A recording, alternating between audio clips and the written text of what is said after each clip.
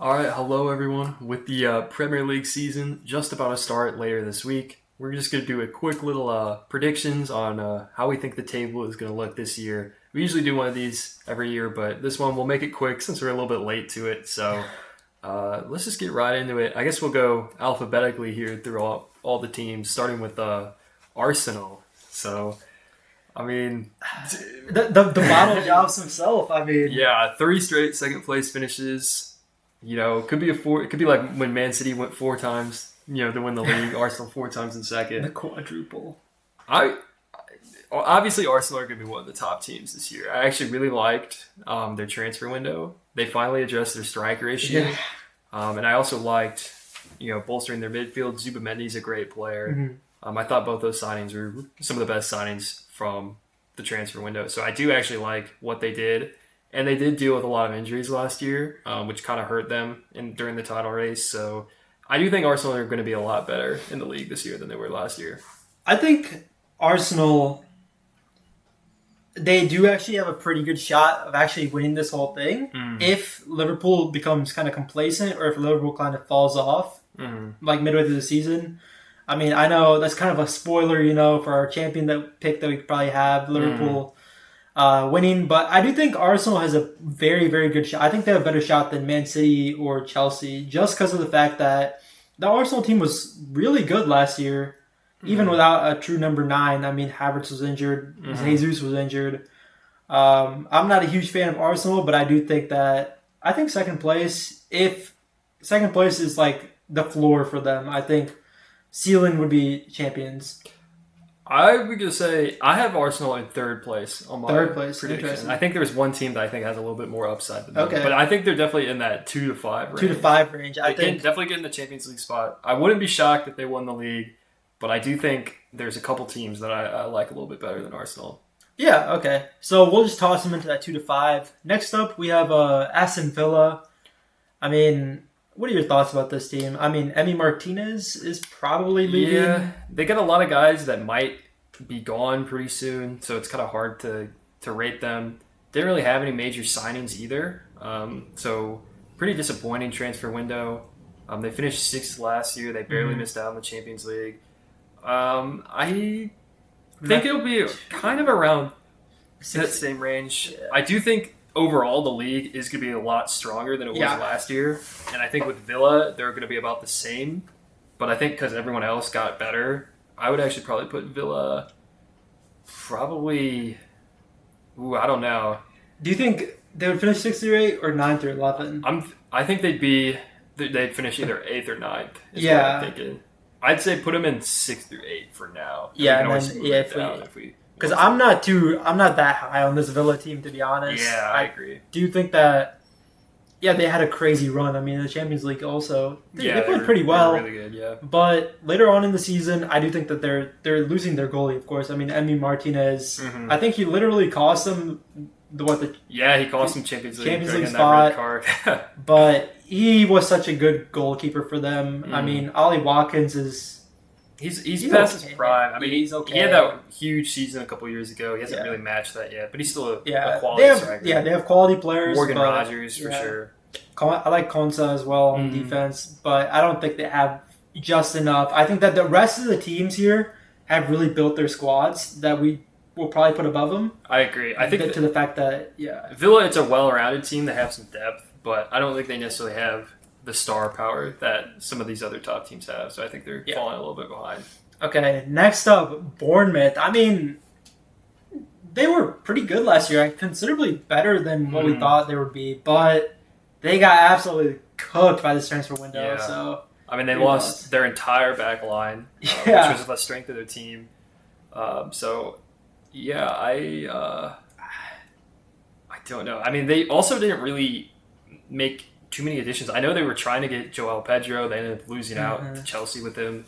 That would have been a huge signing for them, but they've lost so many players from their team last year. I think they finished 10th. They were pretty solid. I think they're going to be kind of definitely a bottom half team this year. That's definitely my. I think they'll be fighting for like that 15th to 17th. I don't think I don't think they'll be that bad that they get relegated because they do have quality up top. I mean, what is that? Evan Nielsen, Semeneo.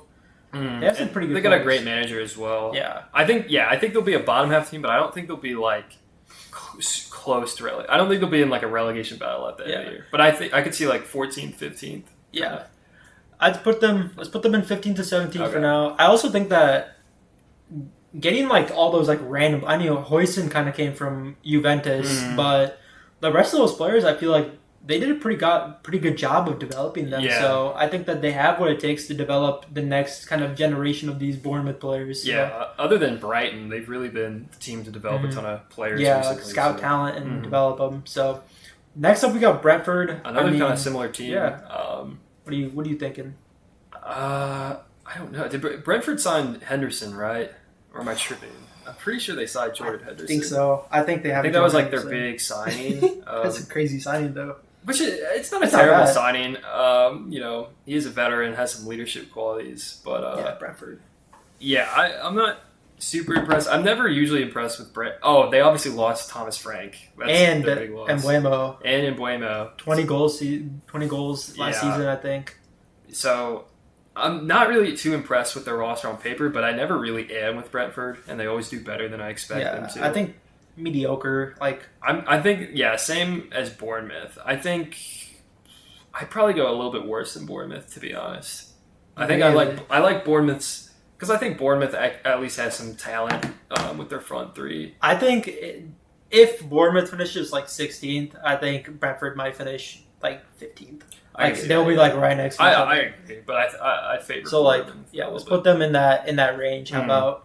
Next up, Brighton. I mean, a team that we just talked about a little bit earlier, where they can develop players. They can scout players from like nowhere, like Ecuador, or like the farms in like Peru, and they'll find like a gem out there. So they did lose Joao Pedro. I mean, what a player he is for Chelsea. So what do you think?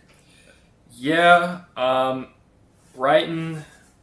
Again, another tough team to rate because they have lost quite a few players recently. But I do think they'll still be a pretty quality team. Definitely somewhere in the mid-table range. I think there's just a lot of really solid teams kind of in the top 8 this year that I think they probably won't be able to finish top 8. But I could definitely see them probably in like that 9 to 11 range. I agree. So I do like their players. I think they still have Danny Welbeck. He's a veteran. He's pretty good. He's a goal scorer. Matoma is still there. Matoma's still there. Giannis, I don't really know who else they have. They have a lot of quality Pascal players. Gross? No, he might be on Dortmund now. He's on Dortmund now. Yeah. They have quality players on that team, but again, we'll have to see. And you never know; they'll probably develop somebody. Some random dude comes out of nowhere. But yeah. All right. Next up, we got the first of the promoted teams. Burnley. What are you thinking? I'm thinking they go straight back down. To be honest, Burnley was really good in the championship last year. Yeah. But they didn't quite. They did make one big signing from Chelsea. I'm blanking on the name right now. Is it Dewsbury Hall? No. It was something that was hard to pronounce. That was like their big marquee signing. So we'll see how he fits in with the squad. But other than that, they didn't really make too many big moves.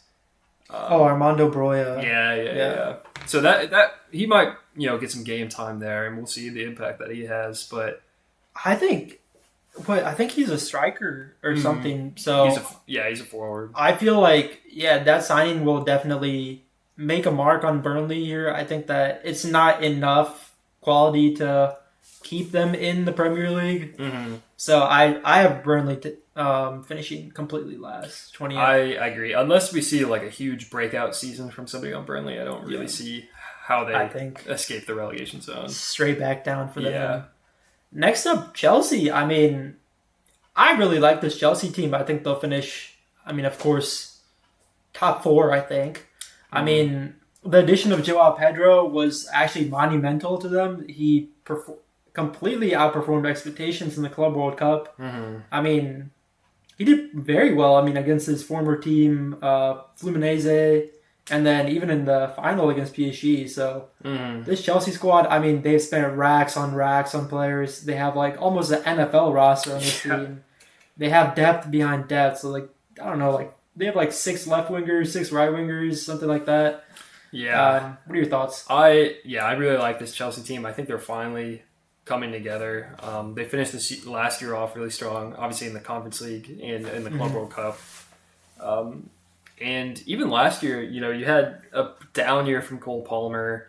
You had a lot of injuries with the back line, and they still, finished top 5 last year. So, if they get a little bit luckier with their injuries and can stay healthy, and maybe Cole Palmer can kind of regain his form and play like he did at the end of last year, I really like Chelsea. I think they're probably going to have one of the better attacks. I also think that they have one of the strongest midfields in the Premier League. Oh, 100%, yeah. Enzo, Caicedo. I think Caicedo was like literally probably one of their best players, if not their most consistent player. I think they finally addressed that Nicholas Jackson kind of striker. He's kind of mid, but they got Joao Pedro and Liam Delap. So you got that hold-up guy, and then the guy who can kind of do whatever. And then you also have Pedro Neto on the wing. I really like him. Has filled in really nicely for them. I think the real question with Chelsea, their fullbacks are great, assuming Reece James can stay healthy. I think consistency. Consistency and their center backs, I think, are still kind of an issue. Yeah. Obviously, Colwill out for the year, but he wasn't that great to begin with, to be honest. So it's really going to come down to their center backs and their goalkeeping. But I do think they have so much upside with their midfield and their attack. I just think that consistency is a problem for them. We saw it time and time again last season where they were literally competing with Liverpool in that first half of the season. Yeah. For the Premier League title, and then they kind of fell off with like Cole Palmer. I guess their entire form just went down as Cole Palmer kind of fell. But yeah, in the Club World Cup, they're very good. So if they can kind of keep that momentum going, I mean, they literally beat PSG. So like, I think 2 to 5 range. Yeah. If not, ceiling could be champions. I agree. Next up, Crystal Palace. I mean, you're a Liverpool fan. How did you feel about that Community Shield game here? I mean, Palace is obviously a very solid team. They won the FA Cup last year. They were pretty good in the Community Shield as well. They didn't really make any notable signings. But their roster from last season has pretty much been retained, albeit Mark Gahey looks like he might be on the way out. So we'll have to see about that. That might actually change things a lot because he's arguably their best player behind maybe Eze. But I think Palace is probably somewhere in the same level as Brighton. I'd probably put them a little bit above Brighton. That's what I was thinking as well. Because I do like their starting 11. It's a very quality starting 11. I don't think they have a ton of depth. So, if they suffer from some injuries, that might be a huge problem for them. But I also like Oliver Glasner. I think he's one of the better managers in the Prem. So I'd put them probably 9 to 11 range, maybe above Brighton, though. Yeah. Crystal Palace, I think, they are a team, I mean, they've done it at Wembley, of course, twice now. They've beaten Man City and Liverpool. This team is really underrated, I think. They haven't made any signings, so there's nothing really to disrupt the locker room, I guess, in a way, because you're playing with the same guys. You already know them. It's a very tight-knit squad. I do think that maybe not getting any crazy signings at all might come back to bite them in the ass here, but I think that Crystal Palace, if they can keep I know Arsenal wanted them, if they can keep Gahey, I think they have a pretty good shot. I think that since they beat Liverpool, I mean, this Liverpool team this could have just been a one-off thing, I mean, Liverpool is coming off that summer, this is basically still preseason for them.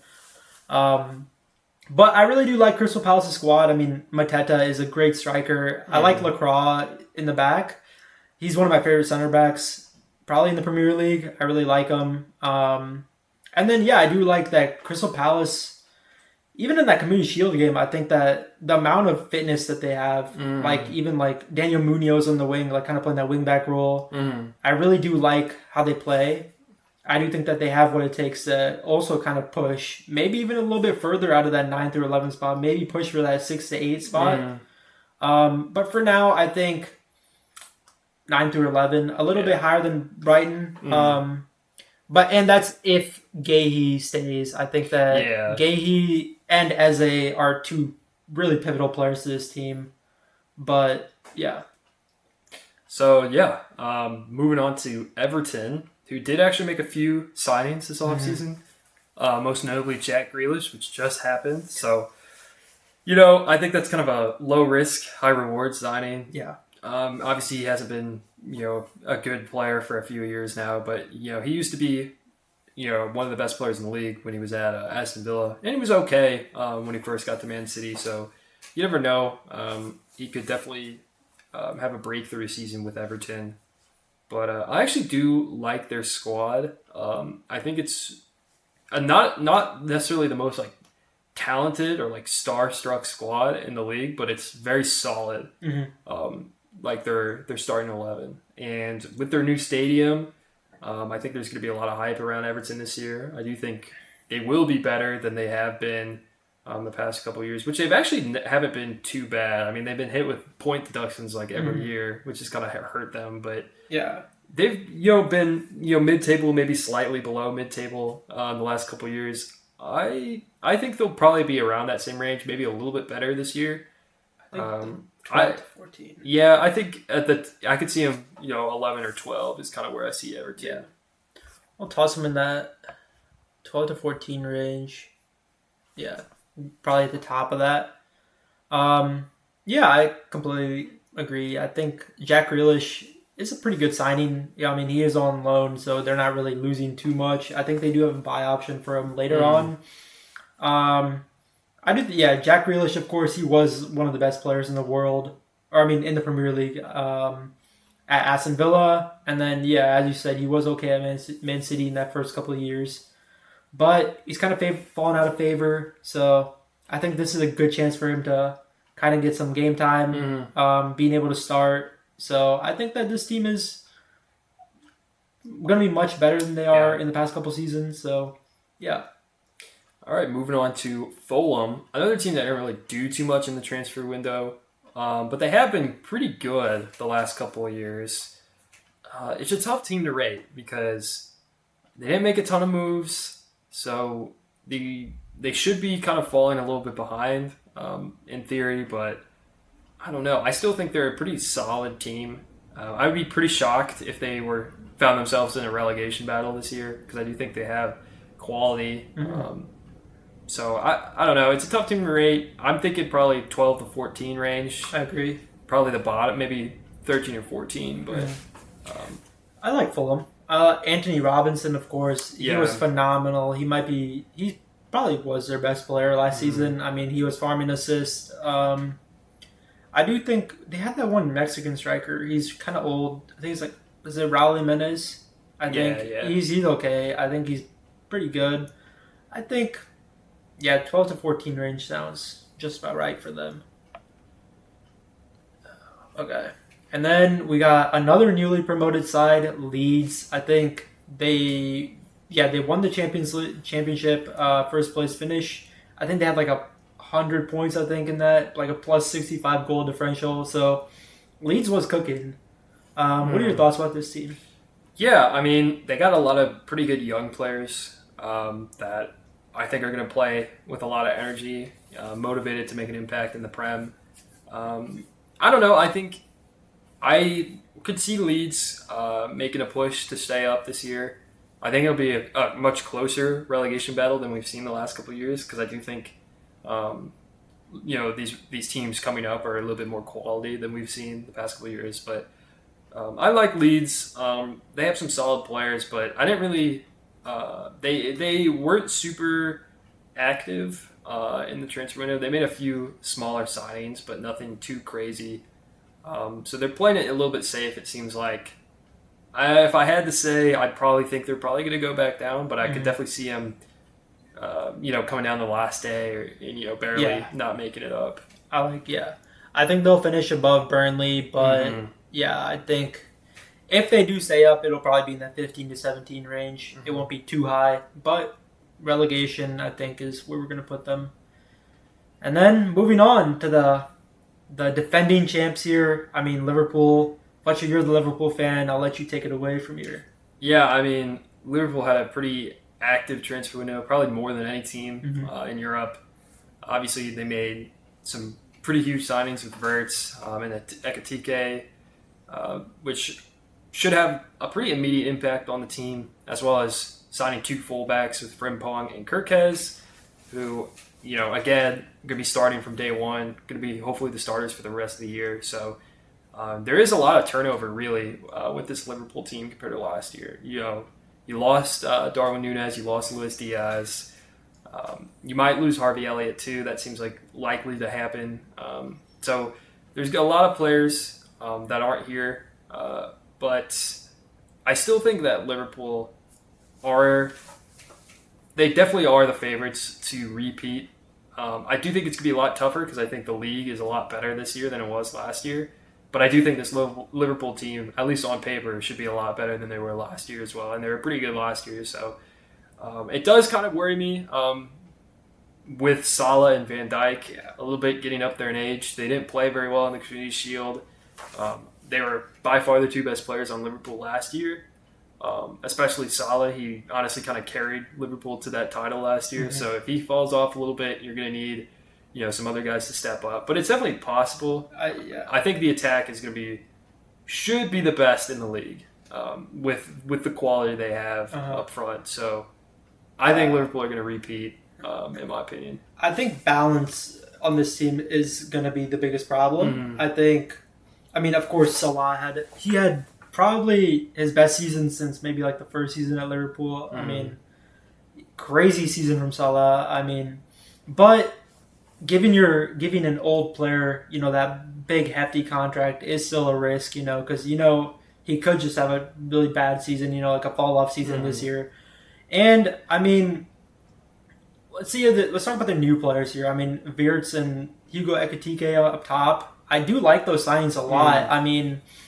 But it kind of goes both ways, I guess.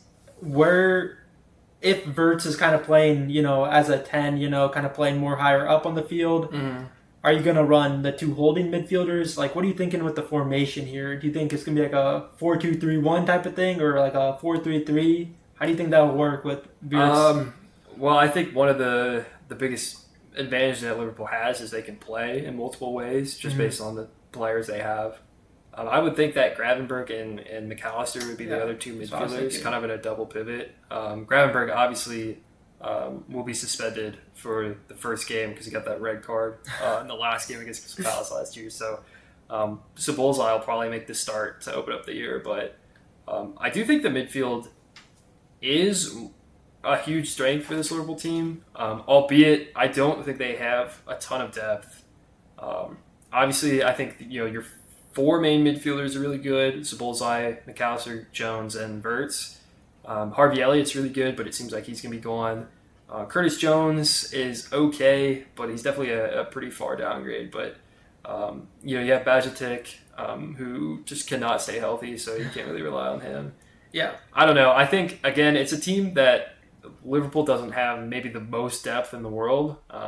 Definitely a team that could get heavily impacted by injuries, but yeah, if everyone stays healthy, or if most stay healthy like they did last year, I don't see a reason why they wouldn't repeat, in my opinion. Yeah, another problem with this squad, I guess, is the center back depth. Virgil van Dijk and Konate are the starting center backs. But after that, you have Joe Gomez, and then Endo can play as a CB. But after that, I really think that Liverpool, of course, is trying to get Mark Gahey right now. It will be interesting to see if Crystal Palace sells him. But if they do, I think that's really good depth for Liverpool at CB because Konate has a history of injuries. Virgil van Dijk could be out of his prime. We never. One game isn't enough to tell. We'll have to see probably in the first 3 games of the season, first 4 games of the season, how that works out. But I think Liverpool has a chance to kind of get the back-to-back, get the repeat, but it's a tough test, especially with these new players. I do think that Wirtz and Ekitike are really, really fitting into this team. But, this is something, I think, in the past, since the 1970s, only 3 managers have ever repeated, and that's Alex Ferguson, Pep and Jose Mourinho. So it'll be interesting to see. Arne Slot kind of has to up his game here, like kind of get to the same level as those managers. I mean, you have some of the best managers in the history of football right there.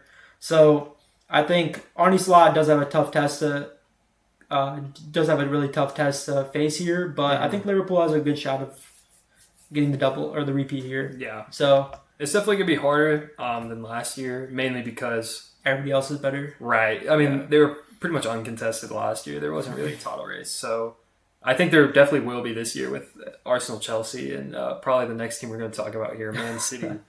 This is an interesting team. Yeah, I mean, Man City, obviously, they kind of had a disaster season last year. Definitely that first half of the season was horrific. Second half of the season, they were actually really good. They finished the year off strong, but they lost the FA Cup final to a Palace team they probably should have beat. They've lost, round of 16 in the Club World Cup to Al Hilal, who they definitely should have beat. So they haven't necessarily been the most consistent. Yeah, most consistent, and really haven't been able to beat quality teams, I'd say. Which, again, I think you could put that up to their roster last year wasn't very good. They have a ton of turnover compared to last year. A lot of new signings, which we'll have to see. Probably with their midfield, it's almost completely revamped. So yeah, I mean, talking about their signings here, they signed Tijani Reinders from AC Milan, Ryan Cherky.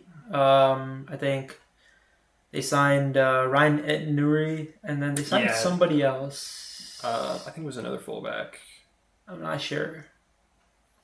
Yeah, I'm blanking on it. But those were their three main. Yeah, so, I mean, those are good signings, I think.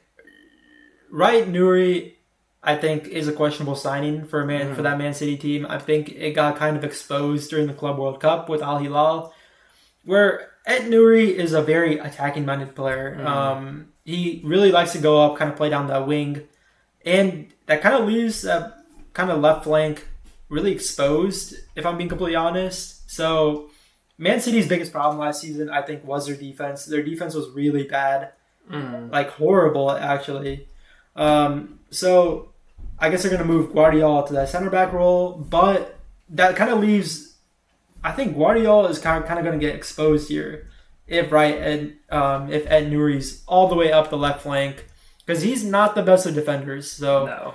I don't really understand that signing with Man City. I mean, it is Pep, so he might come up with some crazy shit, but I think Ed Nuri was a very questionable signing because I think they need a more defensive fullback. I mean, I'm not really sure about that. And on the other side, I think it's Matheus Nunes. Yeah. Who's not like the most proven right back. I know they have Rico Lewis, but he's not that great. He's okay. But I do think that Tijani Reinders, I think he will probably be the best out of all these signings. I think Cherokee will be good. He'll be okay. But I think Tijani Reinders is going to be that midfield maestro for them. Especially Rodri's out. He got injured again. So. Yep. Which is a huge deal because obviously he was the backbone of that City team for so long. That was pretty evident last year. I mean, he gets injured and basically their entire defense collapsed. So, yeah, they're going to have, I think, a lot of, I don't know. I think they might struggle a little bit early on just because they have so many new players. But I don't know. This Man City team, it's hard because... It's very volatile. Yeah, but it's very volatile, but you also don't want to bet against Pep. Yeah. So it's a very interesting team. I think I could definitely see them finishing, top 3, and I could also see them kind of finishing, 6 through 8. So yeah, it's very hard to rate this team. I do think that they are currently in talks to sign Gianluigi Donnarumma, and that is actually coming out to maybe be a legit transfer. So if they do land him, I think that is an upgrade from Ederson, of course, who is probably past his prime. They're probably looking to sell him. I think they got Trafford as well, like as a backup goalkeeper. So that's a pretty good backup, I guess. But yeah, Donnarumma, I think, is a very, very good signing. I mean, this guy literally saved PSG in the Champions League last year multiple times in and out. So I think that upgrade as a goalie would be very, very good for that team. And then, of course, I think Savinho, might be on his way out. It's very possible that Tottenham wants him. So they are looking at Real Madrid's Rodrigo, but I'm not really too sure if that'll happen. I don't think Rodrigo really wants to go yet. But that's a different story. So, Doku on the wing. And Marmoush on the other wing. Marmoush. Very good depth. I mean, Cherky, Doku, Marmoush, and then Holland at the center. Yeah. Phil Foden, who didn't have the best seasons last year, but it's still Phil Foden, I think. He had that crazy season 2 seasons ago, so I do think that their attack is very good. They upgraded their attack. Tijani Reinders can provide a lot of support from the midfield, but their defense, I think, is very questionable, from my opinion. Yeah, they're going to be relying on a lot of older guys or a lot of guys that have been there for a while who kind of fell off a little bit. They need them to bounce back. I'm not totally sure that's going to happen. No. So I put Man City in that 2-5 range, but I would definitely put them below Chelsea. Arsenal and Chelsea. Yeah, I agree. Next up, Man United. I mean, this is actually a pretty big talking point here. I mean, this team was the joke of the league last year. They were very close to getting relegated alongside the Spurs.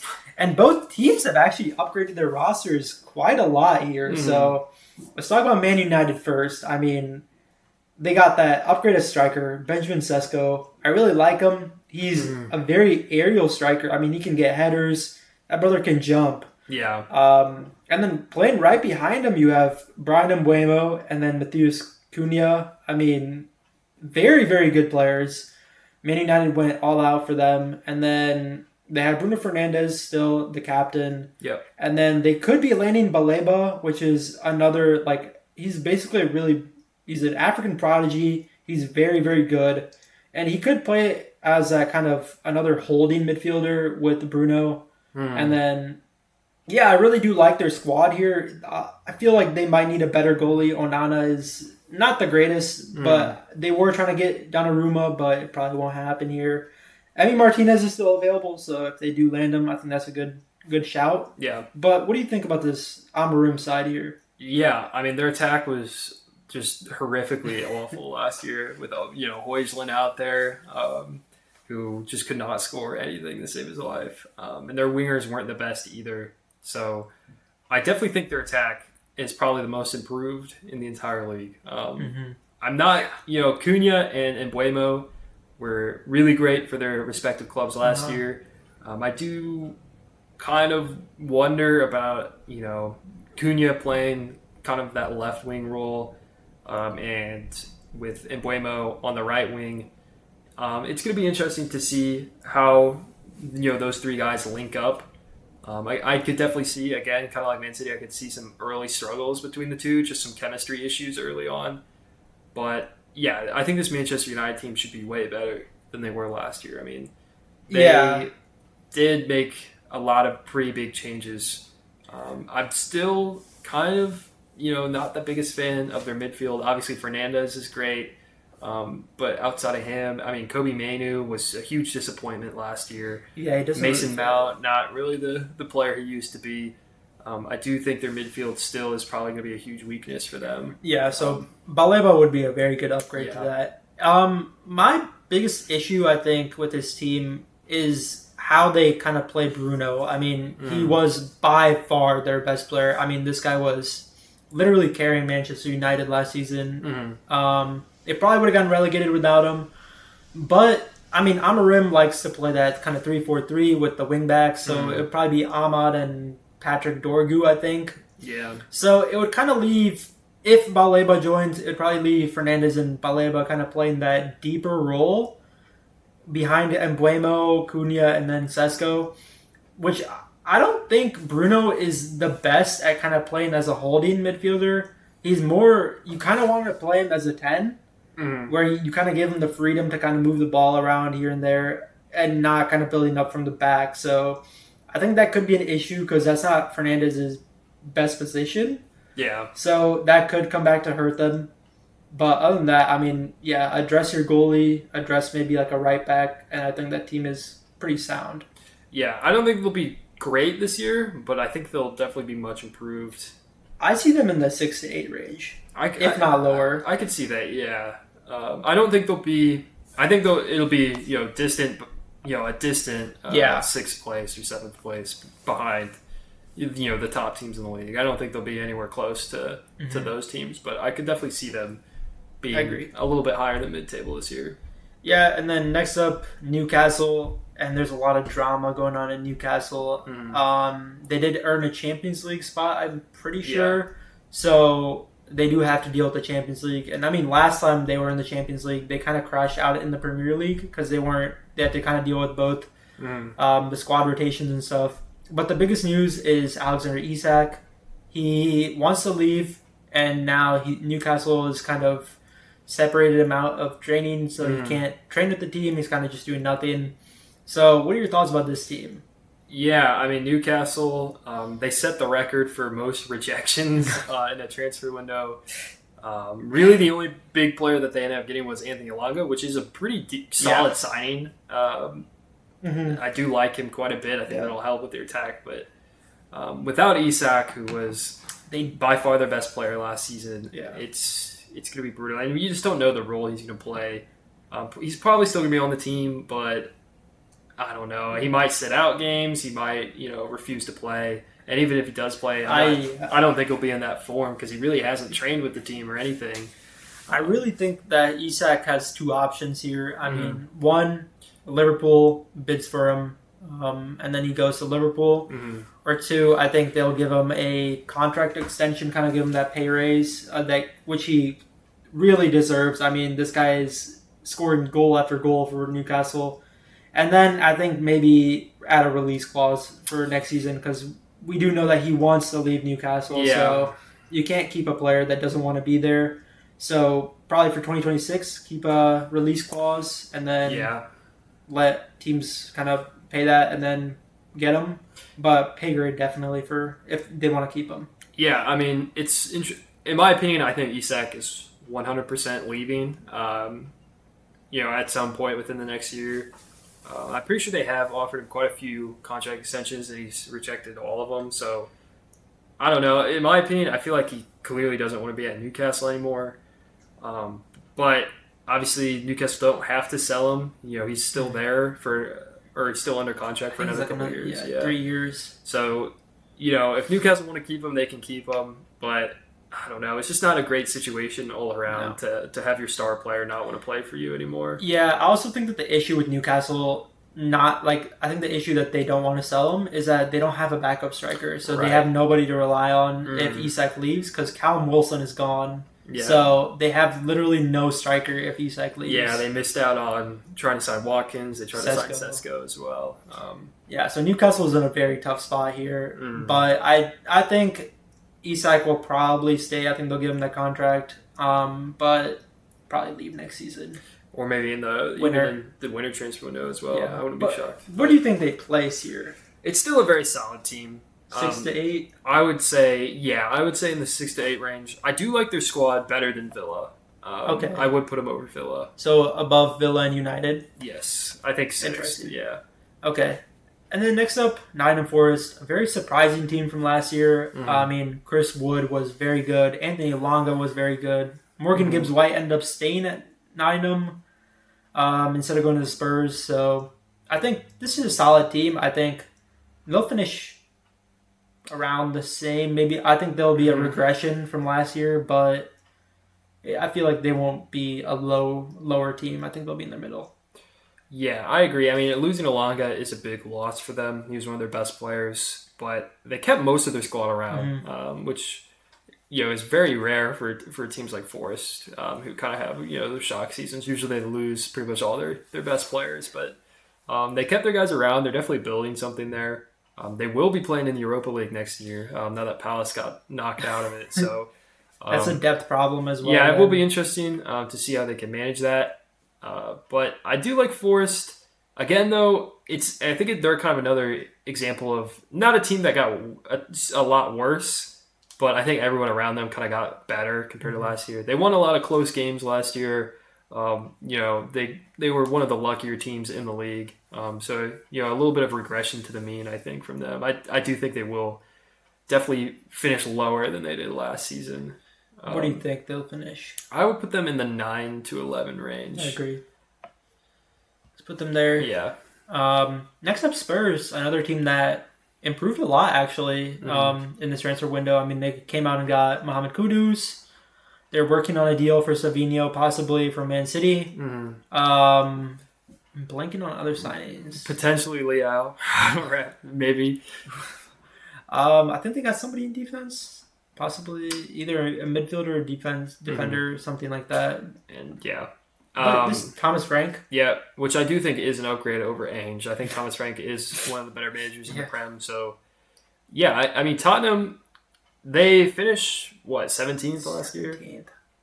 But they did win Europa League, and I think it was pretty clear that this was just a squad that just got decimated by injuries last season. I think they were way better than their record showed. And they also have a ton of young players. It's one of the youngest teams in the league. So, you expect to see some of those guys step up a little bit. Maybe like Archie Gray. Bergvall In that midfield, who were pretty poor, honestly, when they played last year. So if they could play a little bit better, that would be huge for them. I don't know. They did lose Son, who... He wasn't... It was kind of a... make-a-wish type player last year. He didn't really have the biggest impact. Yeah, I think locker room was the biggest reason why they kept him. And then I think Richarlison could be on his way out. It's a big if, if he leaves, but it's possible. So they are looking for wingers and then maybe a backup striker right now still. But where do you think this team finishes? It's tough because... I don't know. I think there would probably be a lot like Man United, where I think they'll be a lot better, but I still don't think they'll be that great. I would probably say they'd be... I'd put them below Man United just based on their transfer window. They'll be somewhere in that 9 through 11 range, possibly. I think we might have to bump somebody down. Maybe bump Forest down. Yeah. We'll change it at the end. Okay. Let's move on here to Sunderland. I mean, this team got promoted. They had to go to the playoffs. They had to play the championship playoffs, and they ended up winning. So, props out to Sunderland. I mean, I really do love Sunderland. This is a kind of a team that they're finally back in the Premier League. I want to see their rivalry with Newcastle. I can't wait to see that. I think that might be the week 1 rivalry. I think that might be there. But they ended up losing Joe Bellingham. I mean, probably one of their best players. But in return, they did sign an army of players here. Yeah. They got Granit Xhaka from Leverkusen, which is a pretty good signing. I mean, Xhaka he revived his career at Leverkusen under Xabi Alonso. They got Ronaldo from Atletico Madrid.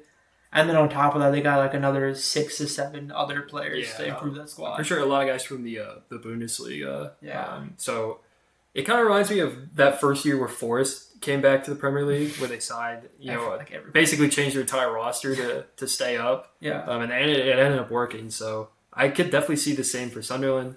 Obviously, losing Joe Bellingham is a huge loss, but I mean, in my opinion, I feel like Granit Xhaka, I don't think he might not be as good of a player, but I think he could be better in the Premier League for him because he is a veteran. He knows how to play. Yeah. Obviously, he's a former Premier League player with Arsenal. So out of the 3 new up-and-coming teams from the Championship, I definitely like Sunderland the best. I agree. I like the moves they made.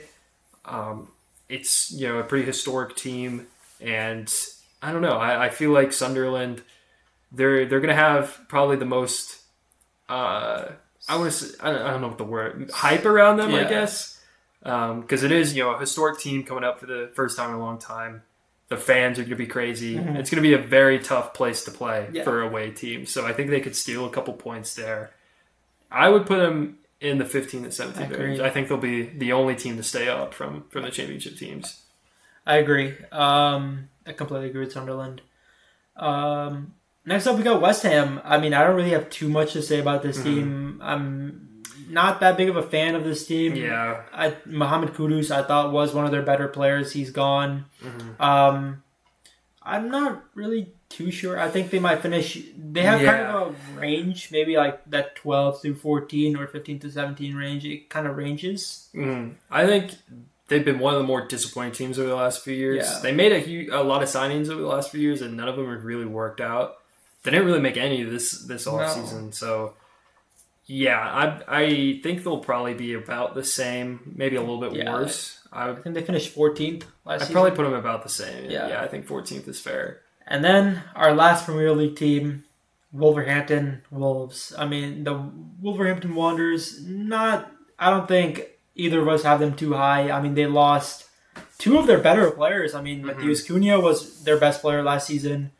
And then Ryan Nuri, he was a very, very good fullback, attacking fullback. Kind of played as a left winger as well. So they lost two of their best players. I think they get relegated this year. Yeah, I mean, they were a very poor team. I think they finished 16th last year. Barely. Not barely, because there wasn't really relegation battle last year, but they were, bottom 5 team in the Prem. And like you said, I mean, they lost their two best players, arguably. So it's going to be very tough for them this season, especially with the newly promoted teams, which I expect to be a lot better than the ones last year. I think they'll be in a relegation battle. I could see, obviously I could see them staying up, but if I had to say, as of right now, I would honestly take Sunderland over Wolverhampton. I also think that Leeds could be pushing above. I think Leeds will be fighting for relegation. They'll be kind of in and out of that 15th to 17th and then relegation range. I agree, yeah. So, but I think that this is a year Wolves will go down. I'll put them, I think I'll put them in between Burnley and Leeds. Maybe like the 19th. I'm not really high on these guys, to be honest. Okay. So I think the only thing we need to change here is we need to kind of move that middle of the park around. We need to move one team from the 6 to 8 range up to the 2 to 5. Yeah. What are you thinking? I would say Newcastle, in my opinion. I wouldn't be shocked. Like, I feel like these teams right here are all on the same level. Yeah. I think it's going to be a pretty big gap between 4 and 5. And I feel like the teams in that 6 to 8 range that we have right now are about the same level as well. But I would say Newcastle, is the best of those 4, just based on their roster. I agree. Okay. It's going to be difficult for them playing in the Champions League as well. Villa's playing in Europa. Tottenham is actually playing in the Champions League as well. Yeah. But Man United don't have any European football, so that should be a huge advantage to them. Yeah, I think Man United has a chance of going ahead of Aston Villa, in my opinion. I agree. Yeah. They could also go ahead of Newcastle. It's possible for me. Yeah, but I would say Newcastle is the safe bet for that 5th spot. So, but I mean, we have Liverpool going for the back-to-back. Arsenal, Chelsea, Man City, they all could contend. I think they have good chances of fighting for that first place spot. And then, the middle of the park, Newcastle, Villa, United, Spurs. And then Crystal Palace kind of finishes where they usually finish, a little bit higher. Brighton, Forest. And then Everton, Fulham, West Ham kind of in that 12 to 14 range. Bournemouth, Brentford, and then Sunderland kind of in and out of the relegation battle. And then relegation, we think Leeds, Wolves, and Burnley. Yeah. I think that's a very solid list, yeah. Yeah. Well, there you have it. I mean, that's our 2025-2026 Premier League predictions. The season starts, on Friday? So. Yep. Yeah, we'll get this video out but before that anyways. So thank you so much for watching, guys. And we'll come back in May and see how this happens, see how this all turns out. But we'll see you in the next video.